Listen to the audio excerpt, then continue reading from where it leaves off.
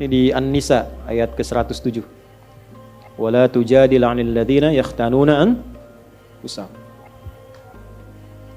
Dah? Nah, biasanya yang begini ini orang munafik. Ini ciri khas karena ini sedang menerangkan tentang sifat nifak. Ya, jadi kalau ada orang salah terus dibela. Nah, lawan diskusinya orang benar. Sudah ada orang benar menerangkan yang benarnya, malah dicari-cari untuk lawannya. Ya, dicari argumentasi supaya seakan-akan ini ada pembanding. Ini benar kok, benar dipertahankan. Itu sesuatu yang salah. Itu dilarang. Sengaja berdebat untuk melawan sesuatu yang benar, tapi membela yang salah. Contoh. Ini paling gampang, paling aktual. Tapi jangan dipotong videonya. Kamera turun. Turun kamera. Ya, biar satu saja, biar lengkap. Nih, orang sudah tahu setiap muslim, kalau sholat berjamaah itu, khususnya di masjid misalnya, imamnya laki-laki. Saf makmum yang laki-laki depan. Kenapa ketawa? Perempuan di belakang. Sebaik-baik safnya tuh di belakang pun ditata lagi. Udah ada bagiannya. Jadi kalau pengen saf pertama perempuan, di saf perempuan, di belakang laki-laki. Ya, itu yang sehat. Nah, dan itu yang benar. Karena yang ngajarkan Nabi. Kan gak mungkin melampaui Nabi. Nabi kan yang nyuruh. Bukan cuma disampaikan, sampai dipraktekkan, diukur oleh Nabi. Digaris begini, diatur. Abu Bakar sini, Utsman sini, Umar sini. Baris semua. Sampai masing-masing punya hobi. Ada yang pojok kanan, ada zaman Nabi itu. Ada pojok kanan. Saf depan ada. Dan itu ditunggu oleh Nabi. Karena Nabi tahu. Nabi tahu. Itu ketahuannya saat meninggal. Karena Nabi komen, nungguin. Mana si fulan yang biasanya pojok kanan ini? Dilihat gak ada. Ditunggu itu. Karena sudah waktu mau habis, maka dilakukan sholat. Lalu dicari ke rumahnya. Jadi kisah nyata. Jadi kalau kita sambil belajar sirah, enak dapatnya. Begitu dicari, jauh juga rumahnya nih. Betul, sahabat yang komen kan, Nabi biasa aja. Sahabat. Kan Nabi biasa aja, Nabi kan Masya Allah, itu kan biasa. Kadang-kadang begitu, gurunya biasa, muridnya yang komen kan. Nyampe ke rumah ketemu istrinya. Ya Rasulullah, ditunjukkan kan, istrinya datang keluar, ya Rasulullah, si fulan meninggal, singkatnya demikian. Sehingga nggak bisa berangkat untuk berjamaah. Masya Allah. Sampai husnul khatimahnya. Nabi cuma nanya gini, ada nggak kejadian yang aneh atau unik sebelum dia meninggal? Tuh, namanya Nabi kan? Nggak ada ya Rasulullah, cuma dia berkata begini, ya Allah kenapa nggak lebih jauh lagi katanya. Apalagi, ya Allah kenapa bukan yang baru? Sahabat bingung. Nabi menerangkan, baiklah, tahukah engkau ketika dia mengatakan ya Allah kenapa nggak lebih jauh lagi? Karena saat itu ditampakkan dalam sakaratul mautnya pahala dia yang berangkat ke masjid itu. Tampakkan. Makanya tenang. Nah, dampak dari situ dapat apa sampai surganya ditampakkan? Ditampakkan. Itulah panggilan yang membuat seseorang tenang saat sakaratul maut. Tenang, enak. Gitu. Ada yang sedang sholawat meninggal. Kemarin ke Rifki itu. Ada yang di Saudi sedang ceramah begini, menyebut la ilaha illallah, meninggal. Ada yang sedang sholat, tapi tenang, enak mereka itu. Kenapa? Karena ditampakkan kebaikannya dan sesuai kebiasaannya.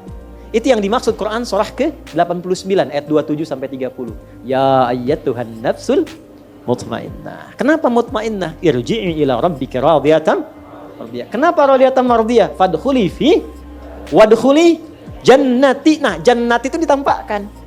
Sehingga dampak dari kegiatan kita itu ditampakkan hasilnya. Senang kita. Dalam senang itulah diambil nyawanya. Sehingga itu yang dimaksudkan lembut, tak terasa, enak pulang. Pulang tuh enak sebetulnya. Yang gak enak pulang tuh yang gak punya bekal.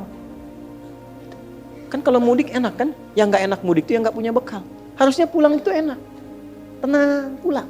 Maka ditampakkan. Dan dia berkata dalam sakaratul maut, ya Allah kenapa gak lebih jauh lagi? Karena dia yakin kalau makin jauh makin banyak pahalanya. Antum datang ke sini yang dikira yang dekat saja. Lihatlah kita yang jauh-jauh. Kalau ikhlas karena Allah itu dinilai teman-teman.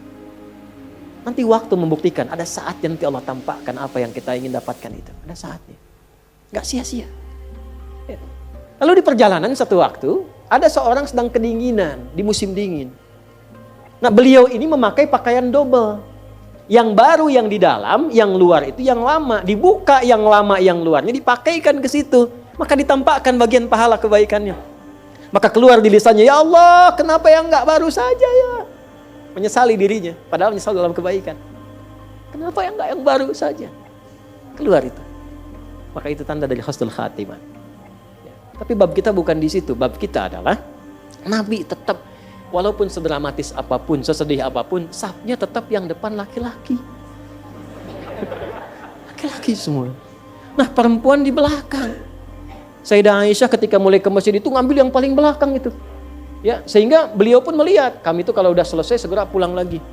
Ya, untuk menjaga kehusyuan, menjaga kebaikan supaya tidak ikhtilat, bercampur, dan pasti akan berpengaruh.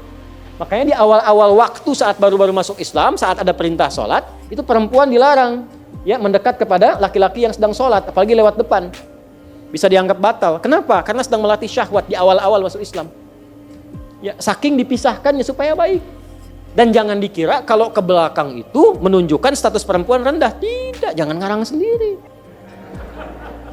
Tidak, bukan itu maksudnya. Ayo rekam tuh. Jangan dipotong ya. Bukan. Justru ketika mematuhi Allah tinggi statusnya. Jadi yang dilihat itu bukan safnya, kepatuhannya terhadap Allah dan Rasulnya. Begitu patuh status naik. Nah, patuh itu feedbacknya apa untuk kebaikannya. Supaya ini khusyuk, sana khusyuk, nilainya sama. Justru kalau ibu maju ke sini maksa, nilainya jadi salah. Yang tadi benar, jadi begitu maju safnya, ya bahkan bersandingan nih laki-laki, ini perempuan, laki-laki, perempuan. Imam laki-laki, kadang perempuan, laki-laki, perempuan. Soalnya kan? Ganti-ganti, jadi nggak jelas. Akhirnya apa yang terjadi? Satu, menyalahi aturan. Yang kedua, menyalahi hikmah. Kalau sudah menyalahi aturan dan hikmah, pasti kontroversi. Kalau sudah kontroversi, pasti ada perdebatan. Kalau sudah ada perdebatan, tinggal dilihat masuk babnya mana. Nah, biasanya kalau sudah salah, Allah kirim orang baik untuk meluruskan dengan cara yang baik. Ini berdasarkan ketentuan Nabi. Sepanjang kita Muslim, maka ini aturan bagi orang Islam. Safnya begini, ininya begini. Tiba-tiba nggak ada angin, nggak ada hujan, nggak ada petir. Datang lagi sosok lain, membela misalnya. Ini demi kesetaraan. Ada bab lain. Bab dari mana, Johan?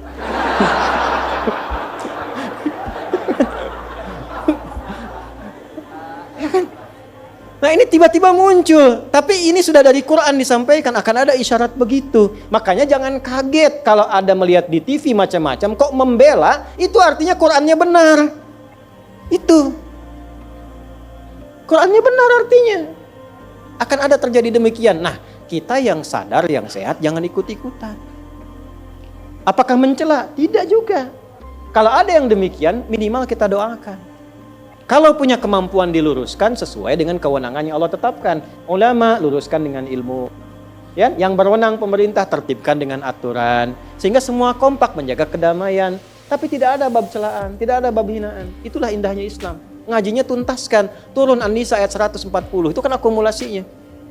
Ya, waqad nazzala 'alaikum fil kitabi an idza sami'tum ayatillahi yukfaru biha wa yustahza'u biha fala taq'udu ma'ahum hatta yakhudu fi haditsin ghairi innakum idzan mithluhum innallaha jami'ul munafiqina wal kafirina fi jahannam jami'a. Paham? Tidak. Nah. Telah tetap ketentuan dalam Al-Qur'an kalau ada orang nyeleneh, itu kata Allah, nyeleneh. Ayat Quran diingkari, petunjuk Nabi diseling-selingi. Ya? Bahkan sengaja, kadang-kadang menjadi olok-olok. Merasa benar mengolok-olok. Kalau terjadi yang demikian, jangan lakukan hal yang sama, kata Allah. Hindari, pertama jauhi. Jadi kalau ada tempat yang kurang sesuai, kontroversi, dilihat ternyata menyimpang, ya sudah jangan diikuti, jangan daftar, jangan masuk, jauhi dulu. Setelah itu apa?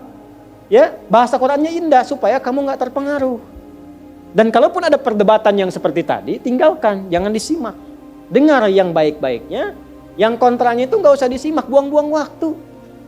Akhirnya apa? Bikin sebal, malah keluarlah kata-kata yang kotor. Keluar itu. Apa kata Qurannya? Innakum idzam mithluhum. Kalau Anda juga mencela, ya sama aja Anda dengan mereka. Sama-sama tercela. Dan Islam tidak mengajarkan itu. Kita itu risalahnya kebaikan. Sekalipun mau lurus, dengan meluruskan dengan cara yang baik. Bukan dengan celaan. Seburuk-buruknya orang, kalau masih hidup tuh punya peluang untuk jadi baik. Allah memberi peluang, kenapa Anda yang bukan Tuhan menghambatnya? Maka minimal kita doakan, minta kebaikan. Siapa tahu kan orang tumbuh itu dari lahir, dari tumbuh sudah mendapati informasi itu, ya kan? Yang bisa merubah itu doa kita, mohon kepada Allah. Allah yang berwenang untuk merubahnya. Jelas? Nah, adapun orang ini yang sengaja untuk berdebat, sengaja mempertahankan, kalau dia tidak tobat, maka dikelompokkan oleh Al-Quran ke dalam golongan munafik. Jadi orang munafik itu ciri khasnya senang-senang mendebat yang benar-benar. Membawa sesuatu yang penting kontroversi saja. Tidak. Kalau dia mengaku muslim, maka yang seperti itu pun kita hindari. Jelas di sini? Jadi nggak usah repot-repot direspon. Respon lagi, sehingga banyak status jadi nggak berkembang. Ujungnya apa? Cuman perdebatan, nggak ada isinya.